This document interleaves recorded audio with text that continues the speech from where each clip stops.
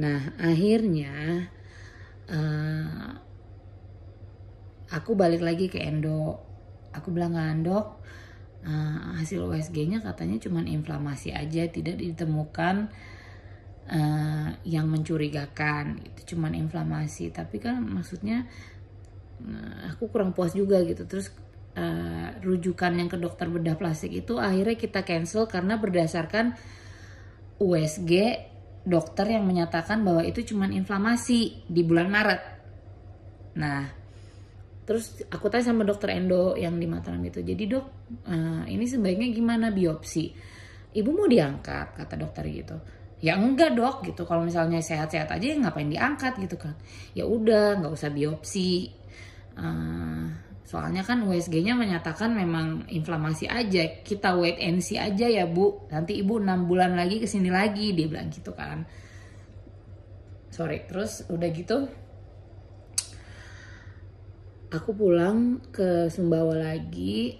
Terus aku bilang, aku setiap malam aku bilang sama suamiku, sayang ini sesuatu yang lain, aku bilang kayak gitu kan. Ini benda asing, nggak tahu apaan, mungkin pakai keras banget soalnya gitu, aku bilang gitu kan.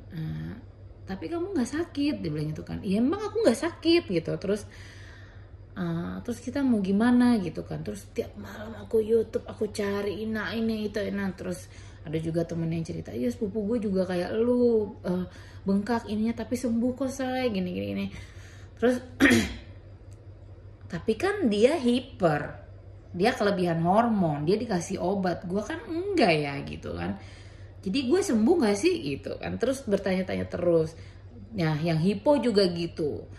Nah, ya kan dia hipo, aku enggak, aku normal. Jadi gue sembuh gak sih gitu kan, mengecil gak sih ini gue benjolan gue gitu. Terus akhirnya aku telepon iparku itu bedah plastik di Medan. Bang Devri, terima kasih udah suka diteleponin kalau abis operasi plastik malam-malam, diocehin kegalauan, makasih ya bang. Terus telepon, bang aku ada benjolan, dia cuman nanya di mana gitu. Terus di leher, tiroid bang. Terus oh tiroid, hormonnya gimana, kata dia gitu. Abangku normal gitu. Gedenya berapa, dia tanya gitu. 3 bang. Angkat aja lah, kata dia gitu. Aku belum sampai kepikiran bahwa dia tuh sebenarnya menganalisa itu sesuatu yang abnormal. Kalau dari ceritaku ya, aku nggak mikir dari sisi kedokterannya gitu loh. Nah terus aku angkat bang, iya nanti kalau makin gede itu makin lengket kemana-mana, makin komplikasi, nanti kita harus sayat urat yang sini, yang ini gitu, dia bilang gitu. Terus kata dokter apa, dia bilang gitu, wait and see. Ya udah terserah adek gitu, tapi menurutku lebih baik second opinion aja gitu kan. Terus adek belum sempet ketemu dokter bedah, kata dia gitu kan.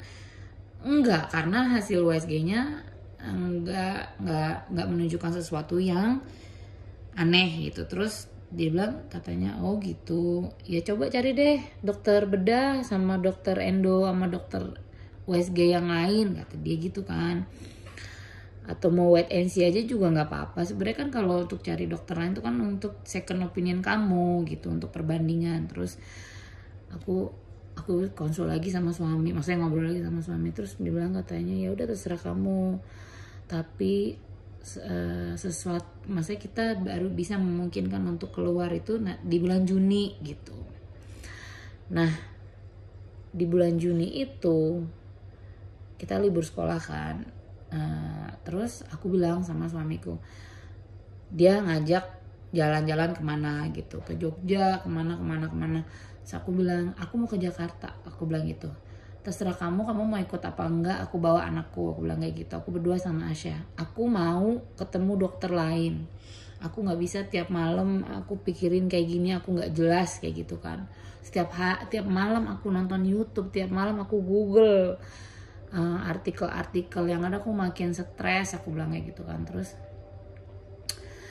datanglah kita ke Jakarta bulan Juni, itu udah 6 bulan berlalu tuh ya. Nah terus Sampai di Jakarta, aku balik nih ke dokter USG-nya Asya, dokter radiologi Bina Medika, namanya dokter Ido.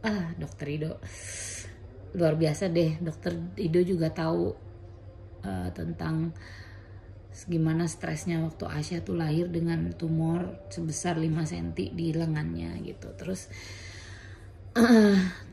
pas datang ke sana, dia dokter tanya, "Bu, kok ada nama ibu nih di sini?" katanya gitu. "Mau periksa Asya aja kan?" gitu. Terus mas kita mau review. Jadi kondisinya Asya tuh tumornya makin kecil. Nah itu kita karena waktu itu mau dibiopsi gagal. Pokoknya dia harus dianestesia apa segala macam, gagal itu proses itu di Bali. Nah jadi untuk kasus Asya itu cuman wait and see aja gitu. Nah sementara pada saat aku datang ke sana, dokter kaget, "Ibu mau periksa?" katanya gitu. Terus, "Iya dok, saya mau periksa." "Kenapa?" katanya gitu. "Ini dok, di sini akhirnya periksa." Terus, "Bu," terus aku bawa hasil USG yang dari Mataram, rumah sakit Mataram itu. Terus dokter bilang, "Bu, saya coba lihat ya USG yang dari Mataram," kata dokter gitu kan.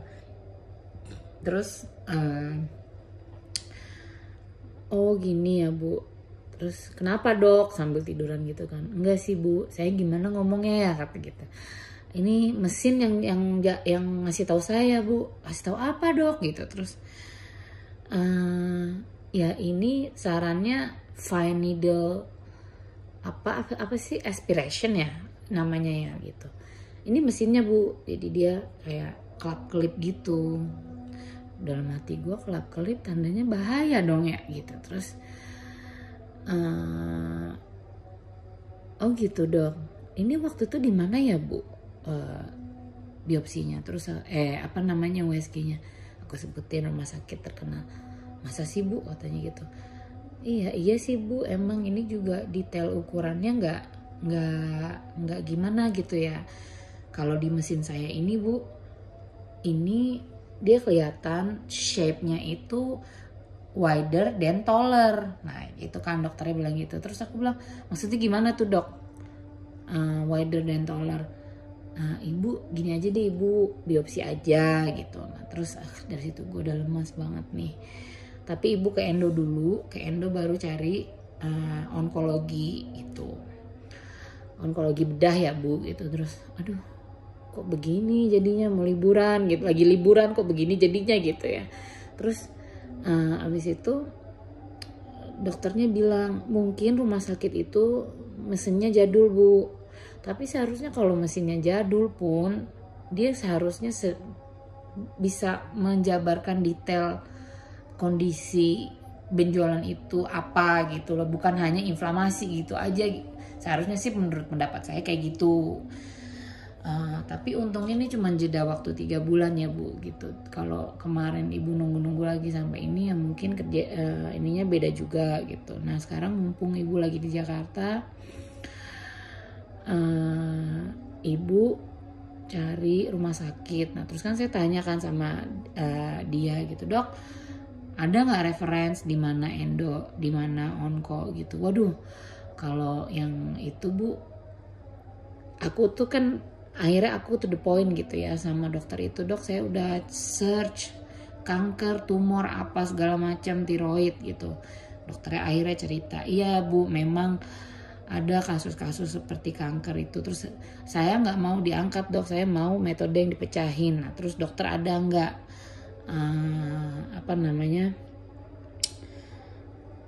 rujukan dokter di mana yang bisa lakuin itu? Saya nggak mau bedah, awalnya gitu kan, saya nggak mau bedah. Terus dokternya bilang, "Ada Bu, tapi itu kan juga harus memenuhi persyaratan ya. Apakah ibu memenuhi persyaratan apa enggak? Lebih baik dengar apa kata dokter aja gitu." Nah terus akhirnya kita ketemu, akhirnya karena itu di Bina Medika, rumah sakit yang paling dekat itu adalah RSPI Bintaro.